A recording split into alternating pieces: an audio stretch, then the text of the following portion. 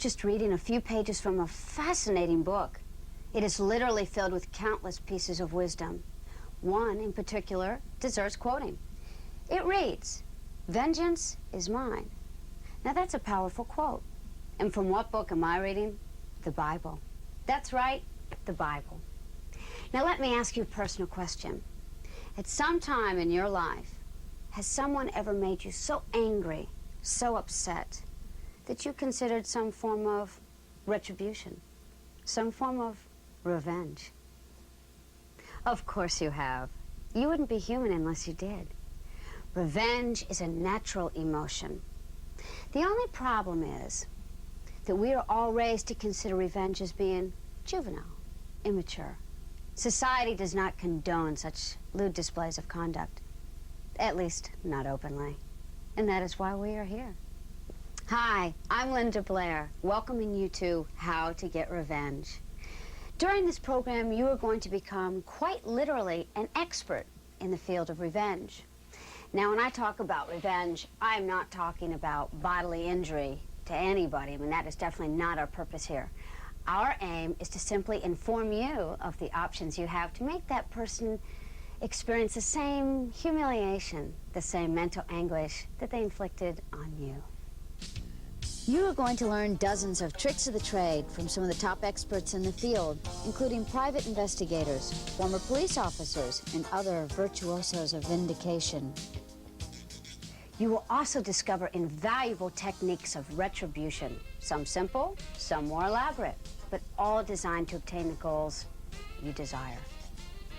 And you will also see and hear fascinating stories from people just like you, who were at one time victimized, yet came back to achieve the ultimate revenge.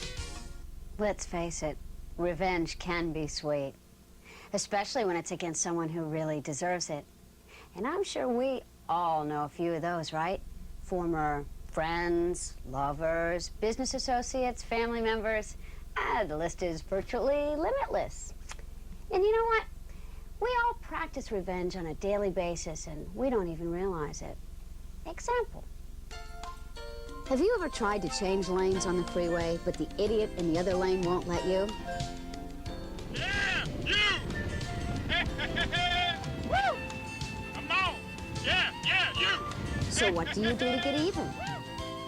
Well, when he tries to merge into your lane, you block him out. Now you've had your revenge. Ever since childhood, we've been practicing some form of revenge. Remember as a kid, ordering a pizza by telephone and having it delivered to another kid's house that you disliked? Sound familiar? Or maybe you remember this classic bit of adolescent revenge. The idea was to fill a paper bag with fresh animal droppings, the fresher, the better, then place it on the victim's doorstep. Once done, you'd light the bag on fire, knock on the victim's front door, then run to his backyard. Then when the victim arrived, usually the neighborhood grouch, he'd have no choice but to put out the fire. Meanwhile, you'd run to the victim's back door and begin pounding on it. This would cause the startled victim to run back through his home, soiling his fine shag carpeting with animal droppings while you've made your clean exit. Fasten your seatbelts, for now it's time for us to explore the more serious forms of revenge. We've assembled several of the top professionals in the field of revenge to guide us through this endeavor. First off, we're going to meet private investigator Mark Lewis. Mr. Lewis has aided hundreds of victims in getting even and is considered a master in automobile retribution. Next up is investigator Kyle Pappenfuss, who will give us pointers on how to cause havoc with a Mark's home. We'll also hear from a presently active police detective who we'll refer to as JM. He will enlighten us with his vast knowledge of seeking revenge by mail. And then there's Officer PF, another presently active police officer who will show us the many ways your telephone can cause tremendous damage to your enemy. But first, let's begin with private investigator Quinn Vickers. Mr. Vickers specializes in getting even with former friends and lovers. Mr. Vickers, could you give us an example of what could be done to a former friend or lover? Few examples, huh? Okay, let's talk about friends. I had this client whose best friend came to him and talked him into investing in a real estate scam. $10,000 talking. He promised my client that he'd get a 75% return on his money within 3 months. And being that they were good friends, well, my client didn't think that his friend would screw him. Well, he sure did. And the worst thing that happened was that when he found out that his so-called friend had made approximately $3,500 on the deal. And that's when my client first came to me. What did you have him immediately do? Immediately? Nothing. Not a damn thing. You see, the secret with revenge is patience. Patience. If he were to act right away, his so-called friend would have caught on. And he would have called the authorities or done something in return to my client. And that would have meant he won again, and my client loses again. So you wait. In this case, I waited a couple of months. Then I hit him on several levels. First of all, I took a death certificate, whited out the former information, filled in his name there, and along with a letter stating that I was his wife, I sent the death certificate and the letter off to the Bureau of Internal Revenue and the Social Security Office. Next year comes tax time, he's screwed with the Internal Revenue. Down the road a ways, when he wants to change jobs, he's screwed again. And way down the road, when he finally wants to collect, no Social Security benefits. Hit him in the pocketbook, eh? Better yet, hit him while he's down. After all, my client wasn't the heavy here. He was just trying to even up the score. Next, I made appointments for this punk with several professionals, doctors, lawyers, dentists, you name it. And I'm talking dozens here. So when he doesn't show up, he's got a lot of pissed off professionals. Not only that, several of them, as you may well know, will bill him for not showing up. Ouch. I'd sure hate to be him. Yeah, so would I. But remember what the Bible says, an eye for an eye. Remember, this guy did my client in. Okay, then I finally topped off the whole escapade by severing his marriage.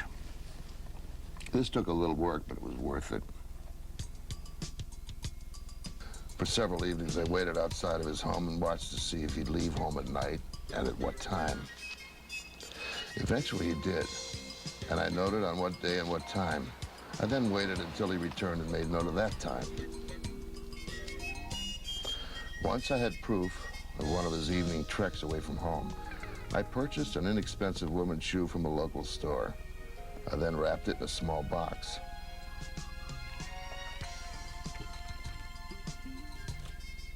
Then, using the letterhead of a local hotel, which is free, available in most hotel lobbies or rooms, I typed a letter saying the following: Dear Mr. and Mrs., and I put their last name in there. When the two of you were here on the evening of, and I put the date the man left home, your wife forgot her shoe. Here it is. We'd appreciate the return of $2.50 for postage. Thank you, the management of, and I typed in the hotel's name. Anyhow, to make a long story short, the upshot of the downshot is that his wife finally files for divorce. He has to sell the home, the cars, the stocks, everything. I guess you could say my client finally came out on top. Boy, I'd have to agree. Imagine that, breaking up a marriage to the U.S. mail. Amazing. But what's even more amazing is the many other ways that you can use the post office in a vengeful manner. And to give us a few examples is Detective J.M. Detective, could you give us some examples of revenge by mail? Revenge by mail is only limited by the person's imagination. For the most part, the examples I'm about to give are ones I've learned while on the job, although I must admit a couple of them are my own creations. But let's get to it. One of my favorite pranks is very simple, but very effective. It can be a real pain in the butt. What you do is go down to your local post office, get a change of address form, fill in the victim's name and address, and the new address. It can be anywhere your heart desires, from around the block to around the world. And if he also receives gifts or valuable items in the mail, I suggest making the local Salvation Army as the new address, or any other place which might benefit from such items. Another way to create havoc and also make your victims shell out money is to look through magazines and catalogs. There are a lot of expensive items in there that can be bought now and paid for later. So order as many expensive items as you can and mail it to your victim's address. Another thing to do is to join these Book of the Month clubs, Wreck of the Month clubs, or whatever of the month clubs. Ever try to get off one of those lists? Can you imagine being in 10 of those lists? I'd like to play a little game with you, if that's all right. I'll give you a situation, and then I'd like you to respond with a method of male revenge that you would recommend. Okay, shoot. Let's say the Mark is a family man. You know, a wife, 2 kids, a dog. What can you do to disrupt the entire family as opposed to just the Mark? Put them on offensive mailing lists. Pornographic mailing lists such as pornographic magazines, pornographic merchandise. Put them on the Communist Party's mailing list. There are hundreds of mailing lists you can put them on. What husband wants his kids looking at this stuff? And, for that matter, what husband wants his wife thinking that he subscribes to these lists? Another thing you can do is send your Mark's wife a pretty box of chocolates. And a note saying how much he loves her and all like that. It's one of my favorites. I'm confused. How can sending a box of chocolates and a nice note to the Mark's wife get him in trouble? Did I forget to mention mixing chocolate laxatives in with the candy? I guess you did. Well, that ought to flesh out the situation. Okay. How about if your Mark is a businessman? Send the sexually perverted magazines right to his office.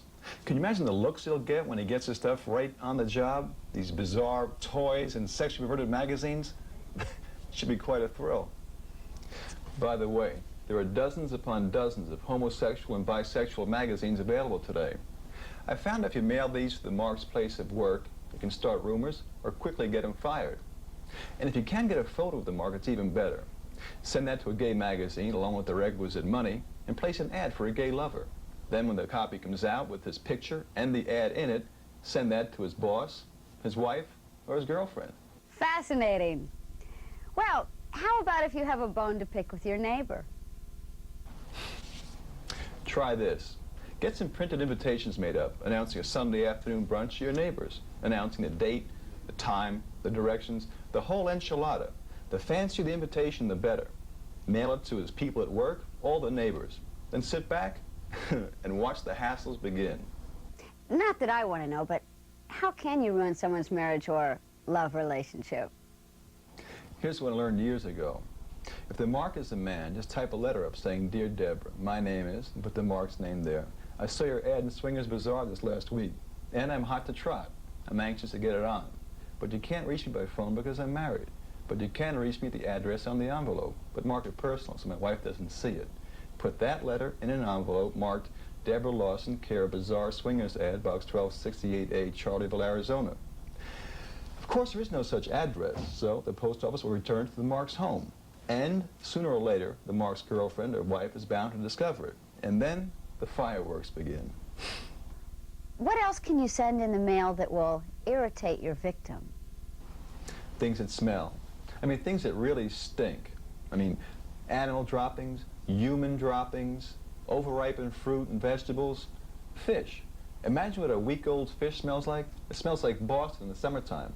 Well, Detective, thank you very much for your suggestions. Now, you're welcome. Oh, by the way, when do I get paid for this? Oh, don't worry. The check's in the mail. Now let's rejoin investigator Quinn Vickers, who has a visitor with an interesting story that many of us can relate to. You know, it's a common fact of life that there are those people out there, a small number, but nonetheless they're out there, those who feel that they have to stress their superiority over others. Some do it at their work with fellow workers, some do it at sports, on the athletic fields, some do it in their love life. Yet there are just a few who feel a great need to stress their superiority over decent, honest, basic human beings, such as my client, Mr. Harold Jerriman over here. Harold, why don't you pick it up from here? Well, the incident took place on Thursday afternoon during my lunch break. I was eating at the little diner across the street from the library where I work. Everything was perfectly normal.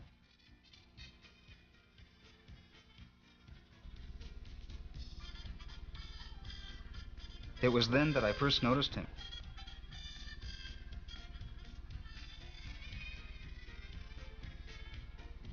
At first, I didn't pay much attention to him, being more interested in my meal. However, it soon became evident that he was a troublemaker. Hey, I see a good place to sit. Come on.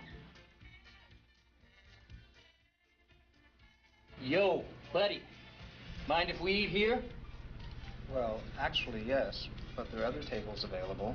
I know that, Wimp, but I want to eat at this one because I want to watch my truck, you understand? If you give me a moment, I'm just about finished. Oh, just about finished, huh? Well, I can't wait. Besides, it looks to me like your order's to go. I was terrified. I had no choice but to leave. As I was leaving, I noticed the man's license plate number and made a mental note of it.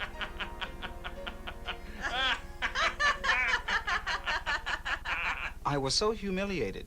This kind of thing happened to me many times in the past, and I wanted to get even with that man. I looked upon him as being all the people who have hurt me rolled into one, and that's when I contacted Mr. Vickers. Well, when Harold first came to me, he didn't know what to do. All he had was the punk's license number, but that was enough for me. I went down to the Department of Motor Vehicles, and I filled out a form stating that, I had a small accident with this guy, and I was just checking to verify his address.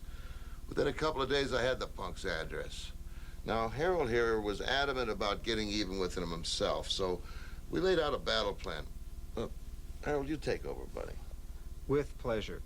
Once I had the man's name and address, I decided to start off with what the man apparently wanted: food. So from a payphone across the street from the man's apartment, I called about 15 takeout restaurants and had them send him all types of food. And I had them spaced out so that they would arrive about every 15 minutes. Let me back up a moment to tell you that there had been a series of robberies at a local convenience store chain. Now, with that in mind, I planted a toy handgun under the truck's seat, and I threw in a city map with the locations of the convenience stores circled in red and a few newspaper clippings about the robberies. Then I went to a telephone and phoned the police and stated anonymously that I had seen where the robber lived and that I had seen his gun in his truck. To make a long story short, the police arrived just as the man was getting into his truck. When the police saw the gun, the map, and the newspaper clippings, well, let's just say that the man had a lot of explaining to do down at the station.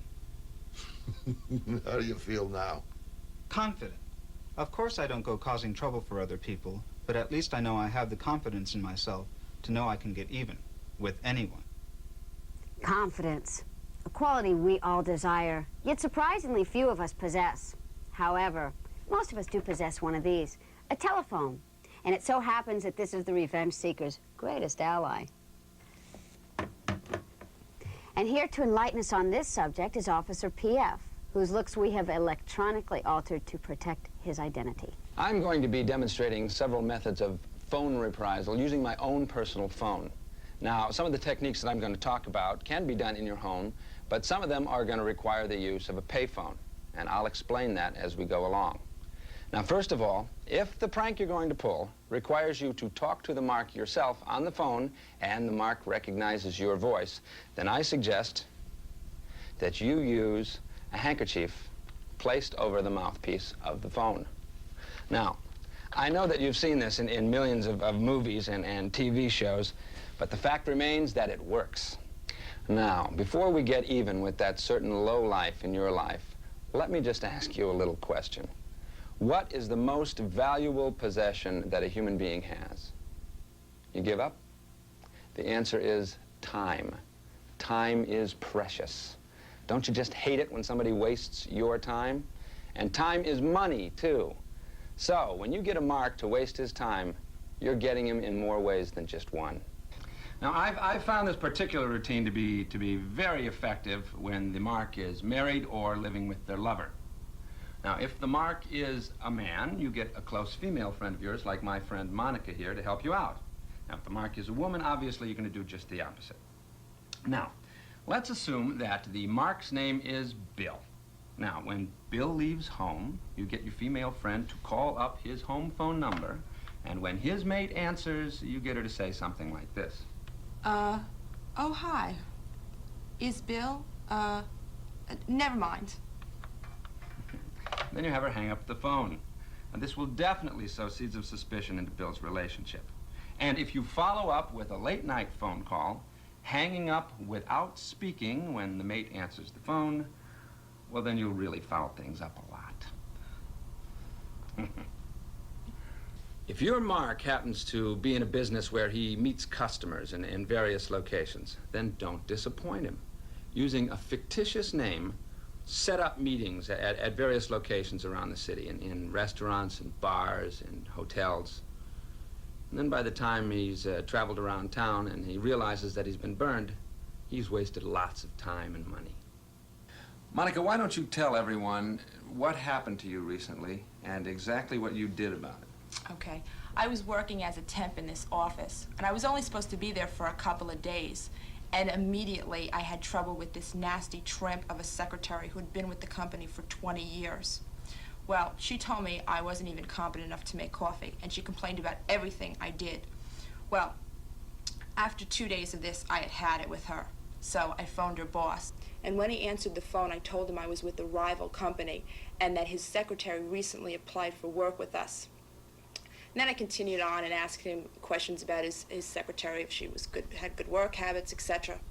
Anyway, to make a long story short, the boss, feeling betrayed, fired the woman. And guess who took her place? Don't you just love happy endings? Now, a while ago, I mentioned that sometimes you need to use a payphone. And there can be several reasons for this. For instance, say that you placed a revengeful ad in the newspaper. Most newspapers will require you to leave a phone number so they can call back and verify that you're not just a crank caller. In much the same way that a restaurant that makes deliveries will require you to leave a home phone number so they can check and make sure that the order is legitimate. Now, one thing that you must never, I repeat, never, ever do is leave your actual home phone number, because this could lead to a lot of trouble. Now, here is one where you will definitely need to use a payphone. Call your Mark's spouse or lover and tell them that you are the spouse of one of your Mark's co-workers. And say that you have proof that your mates are having an affair. Tell them that you hired a private eye who has shown you photos that made you cry. And if the mate doesn't believe you, you say, "Well, if you don't believe me, here's my home number. Give me a call." Then give her the payphone's number and hang up. And when they call back, add a few more sordid details about the affair. Oh, and an emotional quiver in your voice when you do this will just add to the realism. Now, let's toss it back to our host in the studio, who will give you a rundown of my 5 favorite phone gags. Number 1, call plenty of salesmen for an in-home sales pitch or demonstration. Number 2, start or cancel services to Mark's home, such as the gardener, pool man, cable TV service, etc. Number 3, order food from restaurants that deliver and send to Mark's home. Number 4, if you know any of your Mark's reservations in advance, call to cancel them. And number 5, call charitable organizations and donate goods in the Mark's name. This will cause much embarrassment when they arrive at the Mark's home. Interesting thoughts, to say the least. Now let's rejoin investigator Quinn Vickers, who is joined by a young lady with a fascinating story. Wherever there's love and romance, there's also pain and deceit. Approximately 75% of my clients come to me with problems in their love life. Belinda here was one of them. Belinda, why don't you tell them about it? Well, a couple of years ago, I was going to college to become a nurse, and I did not think of myself as very attractive, was not very popular, and I met this guy at a pep rally. His name was Frank, and we went out, had a good time, and he asked me to go to a game, and later found out that he was the head cheese on the football team, as they put it. So anyways, we went out, we had a good time, had a great time. Were you happy together? Yeah, we were very happy together. In fact, we were so happy, I was hoping that he was going to ask me to marry him. And then Victoria came along. Let me explain that Victoria was a very popular, attractive girl. She was also the head cheerleader.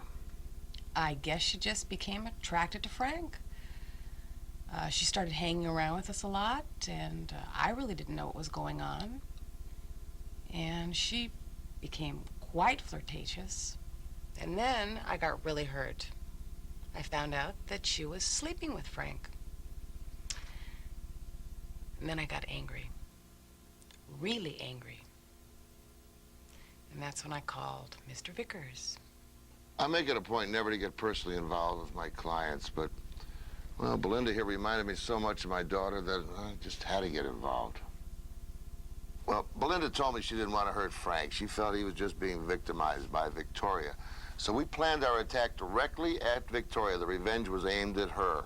First thing we found out was that Victoria had dated several guys around campus. An awful lot of them were on the athletic teams on the university.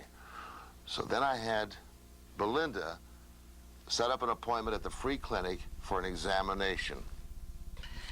Well, this was great because not only did I get a free pelvic, but I also got a free examination.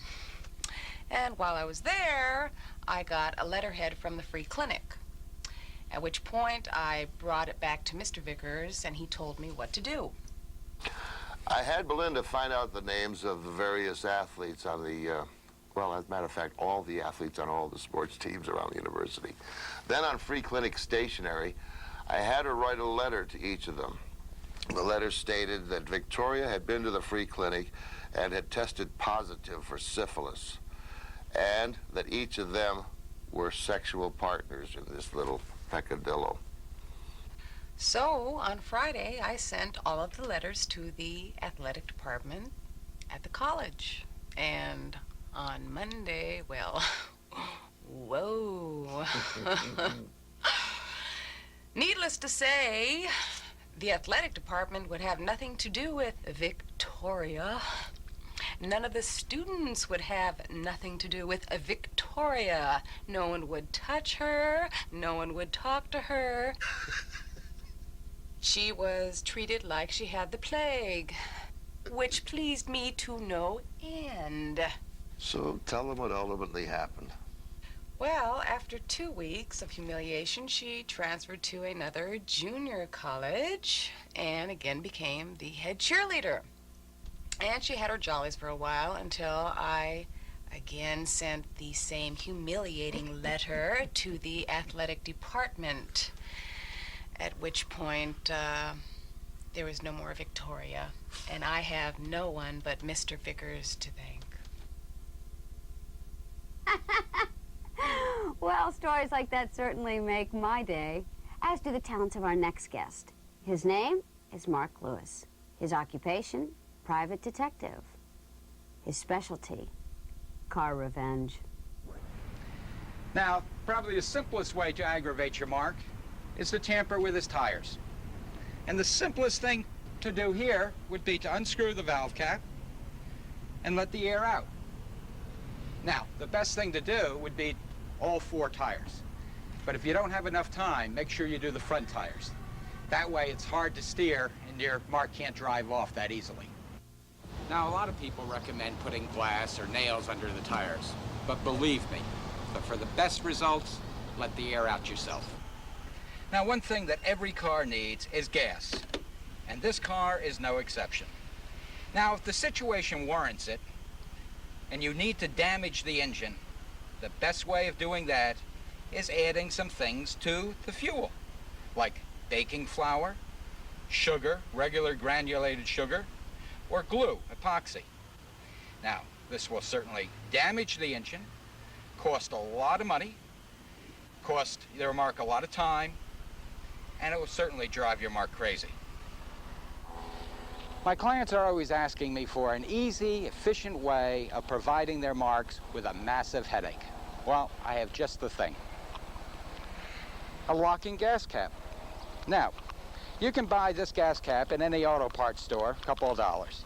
What you do here is remove the unlocking gas cap and replace it with the locking gas cap.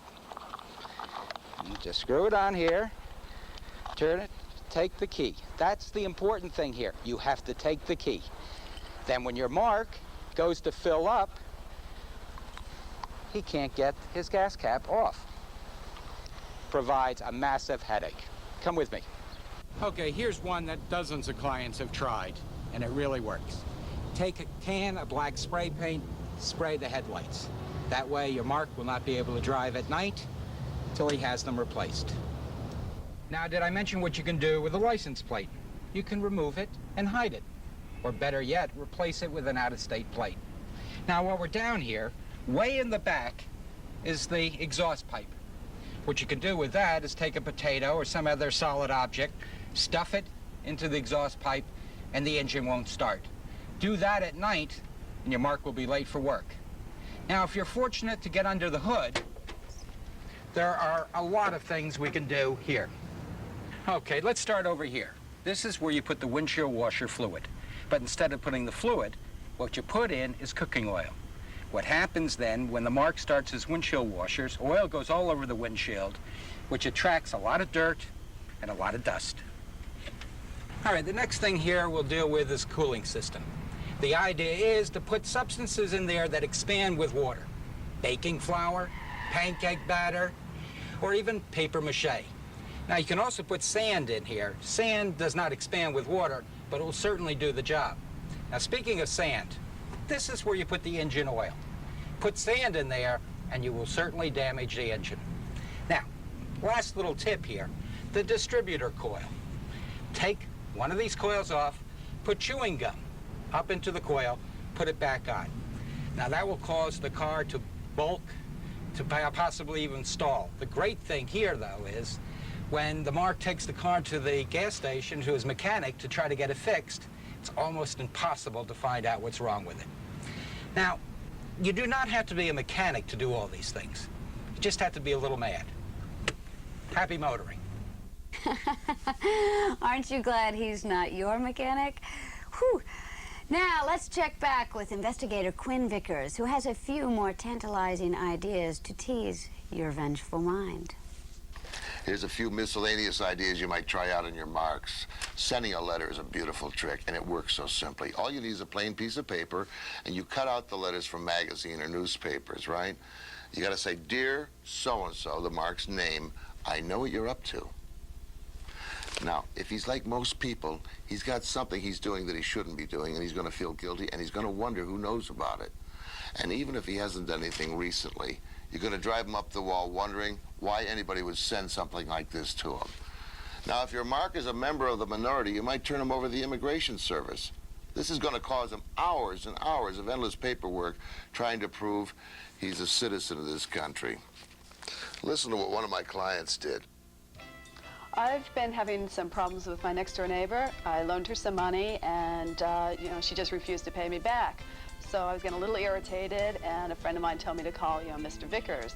And I did, and he was very nice. And what he told me to do was call the Internal Revenue Service and tell them that she had a business on the side and was making money, and, she hadn't been reporting her income. So what they did was, when I called up, I told them that I was a concerned citizen, and, what I found out a little later on was they called her in for an audit, and they decided to, go back 5 years and try to find out what happened to this money. And from what I gathered, she's been making, weekly trips down there, and I would imagine it's been a little bit of an inconvenience for her, but, whatever. And I would think that she's probably there right now. Always keep in mind that a newspaper is a great source for getting even. One of my clients placed an ad in the Mark's name, advertising that he was going to have a big moving sale. Everything in the house going for 1/5 of its cost. And needless to say, he picked a time, a weekend, when he knew the Mark would be home relaxing, right?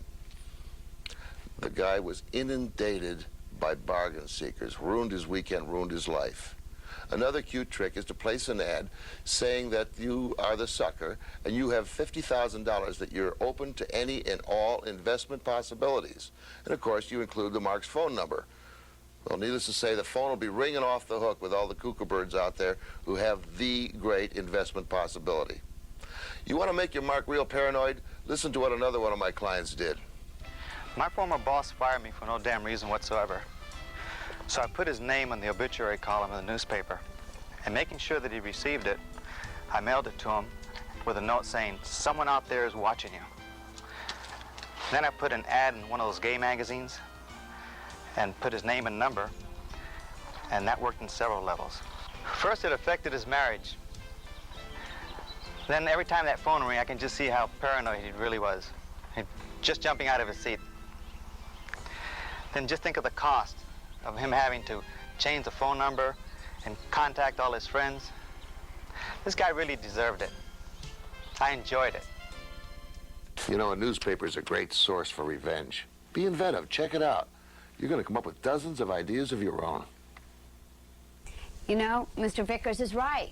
You don't have to be an expert to create some wonderful revenge techniques. We've been receiving dozens of letters from people just like you, detailing some delicious bits of revenge. A woman from Fort Worth, Texas writes in telling us how she got even with a former friend who owned a popular vending machine. She stuffed cotton way up into the change return slot. This had a twofold effect. One, it upset her former friend's customers because the machine wouldn't return their change. And two, when the woman returned a few days later and pulled out the cotton, she hit the jackpot. A man from Tempe, Arizona wrote in saying that his favorite prank is to phone his mark from a payphone, preferably during the day. Then once his mark answers the phone, the man simply leaves the payphone's receiver hanging off the hook, effectively tying up his mark's phone line for hours until the phone company can reconnect his service. Keep those cards and letters coming in, folks. Question: name the location where the average person feels most secure, most comfortable. Answer: their home. Naturally. After all, a person's home is their castle, right? The only problem is that none of us have a moat to protect us. Meet private investigator Kyle Pappenfuss. He's about to take us on a tour of what one can do to a mark's home. All right, first things first, the mailbox.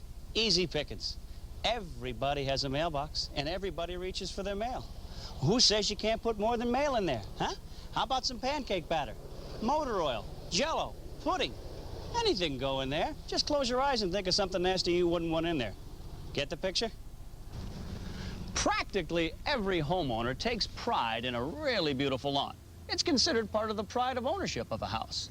Of course, to me, it's just a gigantic opportunity. You see, a little weed killer in a bottle like this can work wonders on a lawn.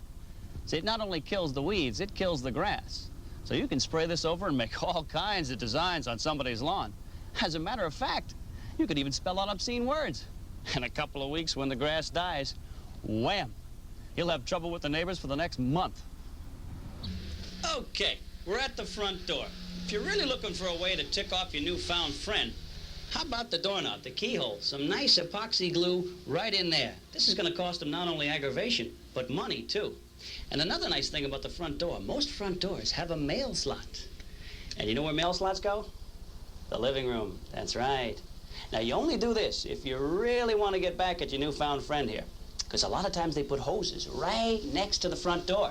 And you know what you can do with that hose? You can run it right into the mail slot, right there. You turn it on, you split the scene, Captain Happy comes home, and he can paddle his way to the telephone. Now, while we're at the front door here, what better way to get to your mark than by leaving a message on that very same door? Say he's got somebody working for him, like a gardener, a pool man, a bottled water guy. You can leave a message for them on there. Like for the pool guy, for instance. Say, drain the pool and give it an acid bath. That's usually a couple of $100. Or better yet, for the gardener, those expensive hedges. Pull them out. Put in pumpkins or palm trees. Or you can get that bottled water guy. Leave a message from the mark saying, hey, stop making nice with my wife. I know what you're doing. I'm on to you. Hey, there's thousands of things you can do with messages. Be creative. Have fun with it. Now, if he has a pool and you can get access to it without anybody seeing you, whew, what a gallon of cooking oil wouldn't do for that pool, especially the filtration system. Hey, and when the swimmers come out, they have this beautiful glowing slime all over them. Now, if your special someone happens to have an air conditioning unit like this, buy yourself a nice little jar of salmon eggs like this. You can get it at any sporting goods store. Open it up. Ooh, dump it in the main filter unit. And in a couple of minutes, They're gonna think they're living in Newark. Looks like Captain Happy's problems go back a few generations, huh? Well, if you get inside a house like this, here's a couple more things you can do that are fun. Firstly, the thermostat. This is a heat thermostat. You want to turn it all the way up on high, especially on a nice hot day. And then you take some glue out, and you pop it right in there so it stays on high. A couple of hours, they're going to have that sauna they've always dreamed of. The kitchen is a limitless source of retribution. One of the neat little things I like to do is switch the labels on the canned goods. Peas, carrots, onions, with other kinds of canned goods. Things like menudo, corned beef hash, dog food. Imagine the surprise when you open up what you think is a can of salmon and there's nothing but dog food in there.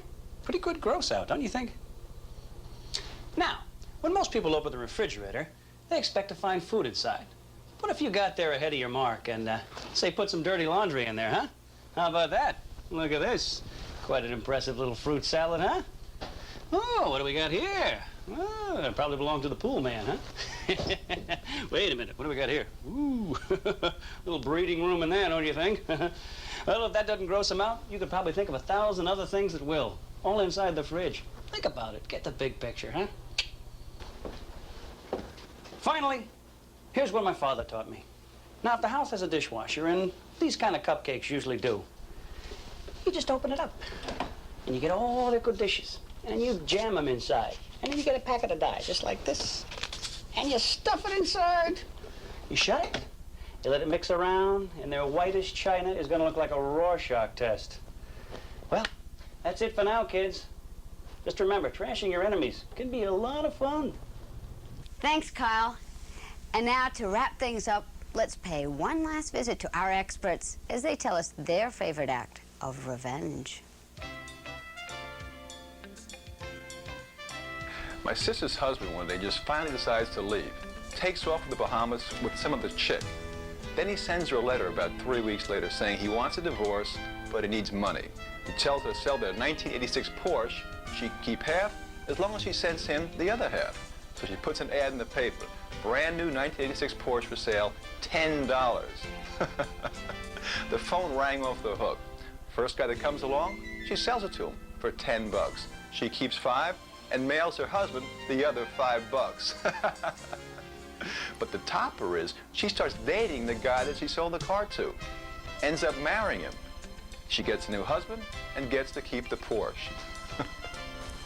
You know, my favorite act of revenge is really the oldest one in the books, but I love it because of the payoff. All you have to do is call your mark as many times as possible during the day or the evening. And every time you call, you ask for Peter or whatever name comes to mind. Now, after 4 or 5 times, the mark is going to be a little irritated. After a dozen times, he's going to be pissed off. And after a couple of dozen times, he's going to be violent. Now, you stop calling at about 10 o'clock at night. You wait until about 2 or 3 in the morning, and then you call him up again and you say, "Hi there, this is Peter. You had any phone calls for me today?" I know that it's silly, but it's still my favorite gag. Don't tell my wife.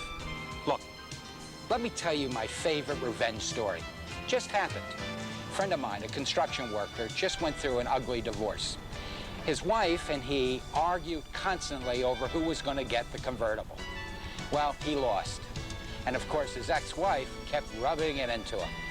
So I suggested that one night he get a cement truck, which we did. We went over to the house, and there was the car parked in the front with the top down. So what did he do? You pour the cement into the car, right up to the top. I guess you could say that their relationship was cemented, but a little too late. You know, this may not seem like anything extraordinary, but I like it because it works so smoothly. I like checking the mark's mail. I take out the bills every day. I do this for a couple of months. Even the ones, and especially the ones that are overdue and last notice. The funny part is the mark won't even notice this is happening until the utility companies turn off his telephone, his gas, his electric, etc. And he'll have a lot of fun listening to those bill collectors pounding down the deadbeat's door.